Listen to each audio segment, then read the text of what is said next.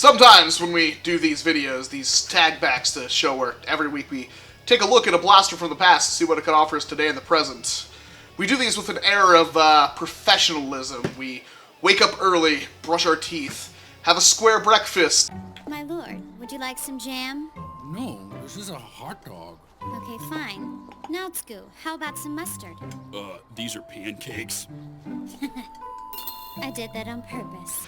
Pick up the blaster that has been sitting next to our desk for quite some time, that we've been thinking about and doing research on and finding funny jokes that we could say during the video to keep people interested for the full 10 minutes. And, yeah, those ones are pretty good, and then every once in a while we, decide we wake up at the crack of 6:30 p.m., we down what's ever left in the bottle that's sitting next to our desk. The label fell off months ago. We have no idea what it actually contains. And then we stumble out into the garage in our underwear.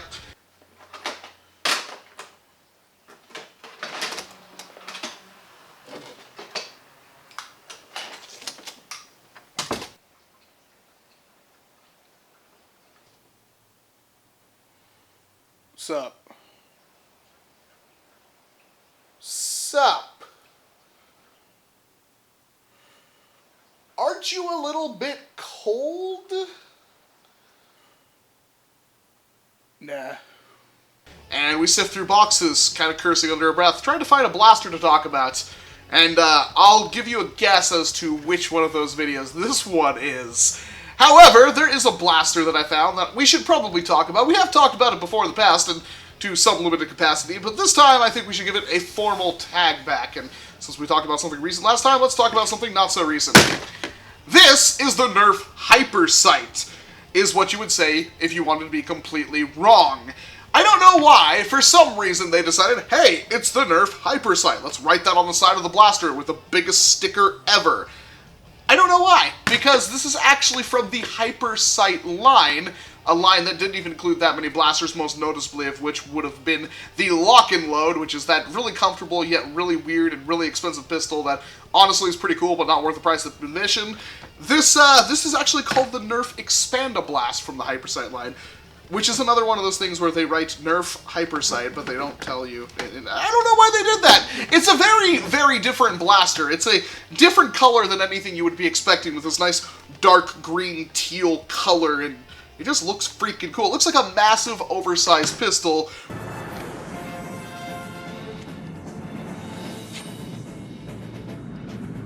With one of the biggest priming bars you've probably ever seen. With a built-in scope, it's supposed to have a dart holder up here. I don't have it. Probably nobody does. And then, of course, it's got all these weird things on it, like this nice barrel and this nice thing right here, and this thing right here, which you probably don't know what that's for yet, unless you've seen a video on this before. But the main gimmick of this, of course, is that, well, it expands. It's called the Expandablast. So when you do this, this ought to be a blast. An Expandablast! The barrel and this, what they jokingly call a stock, that's not a stock. That does literally nothing. We're going to put that back, because it honestly, oh, we can't unless we do that. So that's right. Basically, the main gimmick is, hey, it shoots out the barrel. And that thing. And now it looks like some kind of rifle, although it still is basically a big glorified barrel-shoving, front-loading pistol. That's all this thing is. It is a NItefinder. A NItefinder with an extreme amount of dead space. And how do they combat that sheer amount of dead space? With one of the biggest frickin' plunger tubes I've ever seen in this entire freaking hobby from a stock blaster. Honestly, look at this picture. I ain't joking, that's the size of the plunger tube. It's bigger than a Coke can. It is absolutely massive and includes a skirt seal. I don't really think there has been a whole lot done with this blaster, and we will get to that in just a moment, but I sometimes wonder why. I'm guessing there's a lot of inefficiencies in doing anything with this blaster that involves modification, because that is a scary big plunger tube. But whatever. What does this blaster normally do? Well, you take your old school Mega Dart, which I don't have any handy right there. You can see the dart peg right there. You shove that down in there, and you prime this back and fire it. Kind of like that, except for, there we go. Very long draw. and quite a bit of air pressure comes out the front of it. And of course, then you can do this, and you can give yourself like a solid foot of dead space. And I think now if we prime it, we won't feel anything. Still a little bit, but yeah, you can get what I'm talking about. Now, since your plunger tube is still all the way back here, it doesn't move at all. The air pressure has to follow all the way up to here before actually hitting the dart and firing out of the barrel. Yeah, 90s, man, they were a weird time. This one came out in 1998. You cannot lock any of these things back together until you close that. Then they all magically lock back together, back into its compact unit. Now, the scope is somewhat interesting. It does feature some kind of cool decal kind of weird thing going on right there. That advanced Nerf aiming system is really cool. The back of mine is completely fogged up, because of course it is. However, this is actual rubber, which is a nice little change. Not that you can actually get an eye socket up to that to actually, you know, do anything with that, because, you know, the human face is not shaped this way. But it's a nice little touch. It's got these nice little range kind of decal. They do this a lot with the Hypersight line. Most of them have this kind of weird ruler setup, gauges and stuff like that on it. Some of them are stickers, which are now peeling off, and others are embedded into the plastic. And, well, it's a pretty simple color scheme, but it's very different than anything else you will find in Nerf. What exactly is the point of getting something like this, though? Well, besides the fact that it's got a beautiful, beautiful grip that is, again, very similar to the lock-it mode. We keep bringing that up. Well, honestly, I think it has untapped potential, but there's probably a good reason why nobody's ever messed with one of these things. There are two mods that come to mind, the first of which we've already talked about on this channel, which is, of course, the Curators auto-breaching rifle.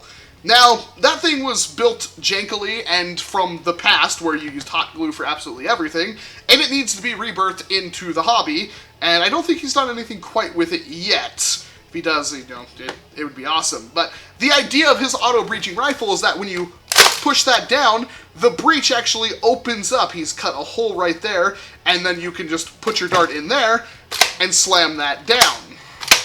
So it's kind of like a breach that's automatic, in a way. You still have to shove the barrel back down, but that would completely seal around a dart, and then you could fire it. And he also did a lot of cosmetic work to it, which is kind of freaking cool, and I really like the idea of that. That's something that I would be interested in attempting myself. However, I mean, again, I haven't seen a whole lot done with these. The only other one I've seen modified, I'm sure there are others, but the only one other thing I've modified was done by Drac himself, where he put a hopper in one. And at the time, it shot pretty darn freaking good. However, that was at the time, and I have not seen him ever talk about it ever again, so who knows? The idea of, I don't really like the fact that he had to kill kind of this to put a hopper in it, but seriously, like, a hopper in this thing would just be a great idea, because, again, that plunger, it's massive. Like, there has to be something we're missing. Now, what is this thing actually worth if you find it? It's like 15 bucks on eBay. Not a whole lot. It's really not a rare blaster. It's uncommon, I would say, but nothing stupidly rare. What's it worth to you today? Well, if you do find one, and you find it for probably under 10, 15 bucks, I would recommend purchasing it if it, you know, works. If this kind of stuff all works together, then it's something worth picking up, because after all, it is reasonably simple to understand how the thing works, because it's basically just a giant NItefinder, and there's potential. Again, massive plunger tube, massive air volume. There is something to be said about this. I don't know if it actually is good or not, because again, not a whole lot has been done with the Hypersight Expandablast, but there is some potential there. And I'm willing to bet that if this video can get somebody's imagination out there to open theirs up and do something with, we might find a little bit more to do with this beautiful, beautiful blaster. I do think it's something worth picking up, and it might be worth tinkering with. Although, again, there are other blasters that are easier to mod that have a far better modding understanding out there, you know, old school, like Defender T3s and stuff like that, which do hit long shot levels of performance and are very, very scary, and yet I wonder why this thing has really never been toyed with all that much. This was something that I found, and when I found it, I was very, very excited, because I thought it might be worth something. It wasn't worth anything, but I've kept it this entire time anyway. Much like, even if I find a rare and expensive blaster that's just rare and expensive blaster, I don't have to buy anymore. which is always the best thing ever. I would definitely recommend picking one up and modding one if you have the chance. And let me know what you think about the Nerf Hypersight Expandablast down in the comments section below. I'm very interested to see what people think about this thing because I happen to like it a lot. I just wish that something was done with this massive plunger. Seriously, I can't not explain how massive that plunger tube is. It is the single biggest one I've seen in this entire hobby. But I digress. Thank you very much for watching this video. I'm Walcom S7's Hands, and of course, I hope to see you in an entirely different one. Never rub another man's rhubarb.